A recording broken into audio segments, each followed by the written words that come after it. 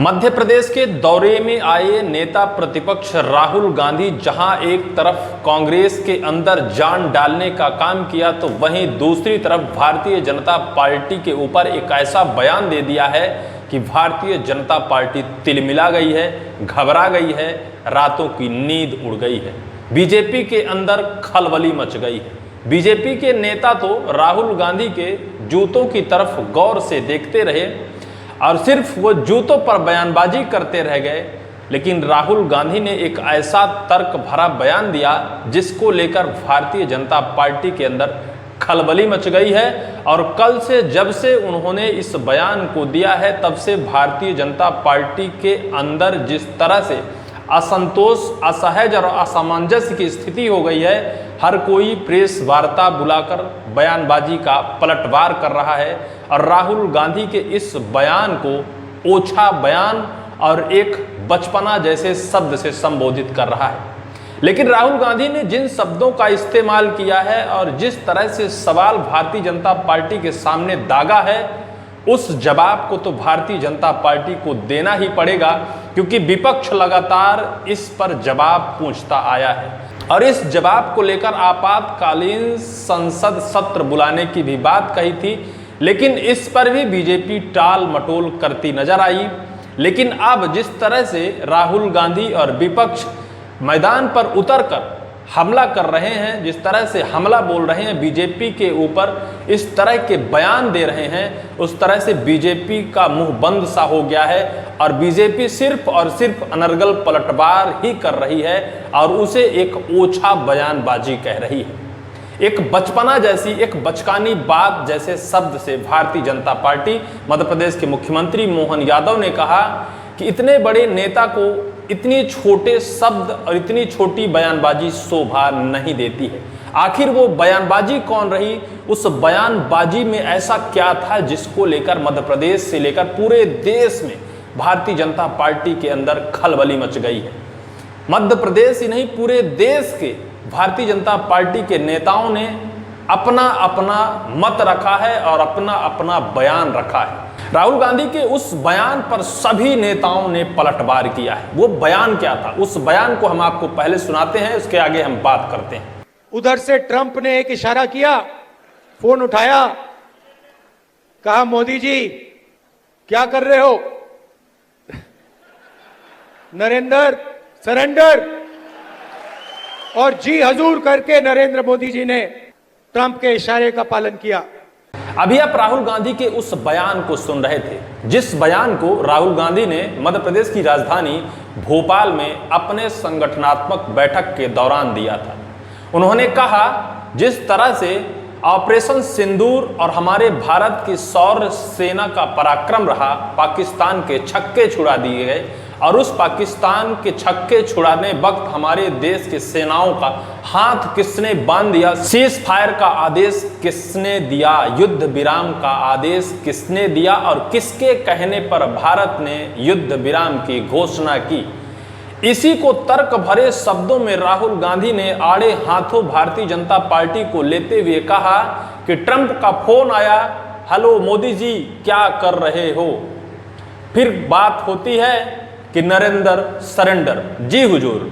बस इसी बयानबाजी को लेकर सियासी घमासान मच गया है और घमासान सिर्फ इस बात पर मचा है कि विपक्ष लगातार इस पर जवाब चाहता है। किसके कहने पर युद्ध विराम किया गया? भारत और पाकिस्तान के बीच जो ऑपरेशन सिंदूर चलाया जा रहा था, भारत की सेना पाकिस्तान के छक्के छुड़ा रही थी, लेकिन उस बीच युद्ध विराम की घोषणा किसके कहने पर की गई? सीज फायर किसके कहने पर किया गया? विपक्ष यही जवाब चाहता है। इसका जवाब भारतीय जनता पार्टी देने से बचती नजर आ रही है।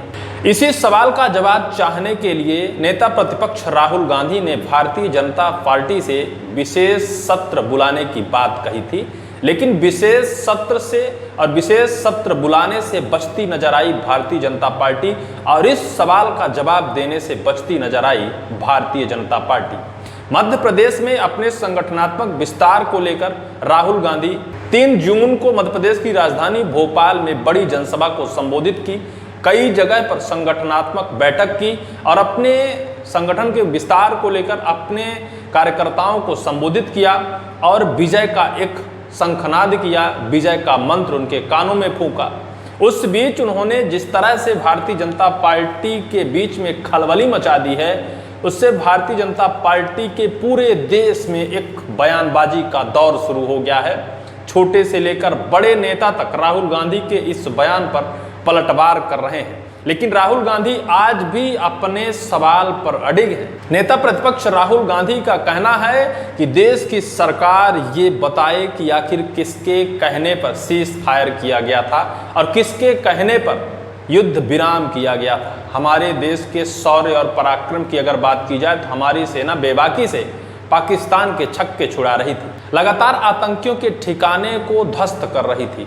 लेकिन अचानक से ट्रंप एक प्रेस वार्ता बुलाते हैं और प्रेस वार्ता में कहते हैं कि समझौता किया जाए। इसके बाद सीज फायर का आदेश हो जाता है, सीज फायर का ऐलान हो जाता है, युद्ध विराम हो जाता है। तब से लगातार विपक्ष ये पूछ रहा है कि शौर्य और पराक्रम अपने सेना का है, लेकिन उस पराक्रम को जंजीरों में जकड़ने का काम आखिर किसने किया है, किसने सीज फायर का आदेश दिया है, किसके कहने पर मोदी जी ने सीज फायर और इस युद्ध विराम की घोषणा की है। इसी सवाल पर लगातार राहुल गांधी जी अडिग हैं, लेकिन इसका जवाब देते हुए भारतीय जनता पार्टी बचती नजर आ रही थी। अभी हाल ही में जिस तरह से उन्होंने बयान दिया है, जिस तरह से उनकी बयानबाजी रही, उस पर मध्य प्रदेश के मुख्यमंत्री मोहन यादव ने ओछी मानसिकता और दिमागी दिवालिया की बात कही है। उन्होंने कहा है कि राहुल गांधी जी दिमागी दिवालिया हो गए हैं, उनका दिमाग मस्तिष्क सही काम नहीं कर रहा है। जिस तरह से ओछी मानसिकता और छोटी बयानबाजी और इस तरह से अपने देश के सेना का अपमान कर रहे हैं, उस तरह से उनको नहीं करना चाहिए।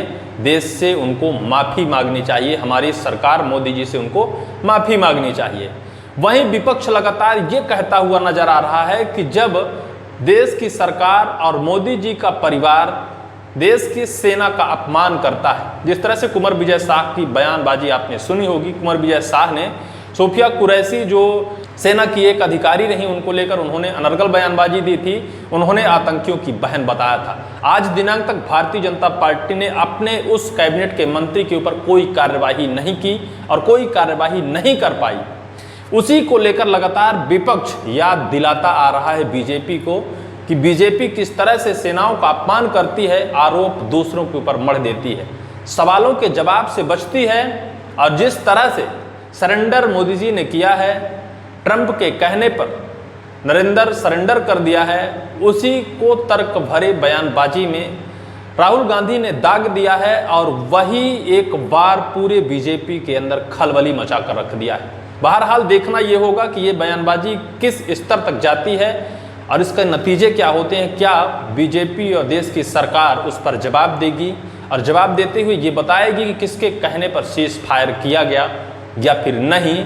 ऐसी ही बयानबाजी सत्ता और विपक्ष की लगी रहेगी। फिलहाल इस पूरी वीडियो को लेकर आपकी क्या राय है, कमेंट सेक्शन पर जरूर लिखिएगा।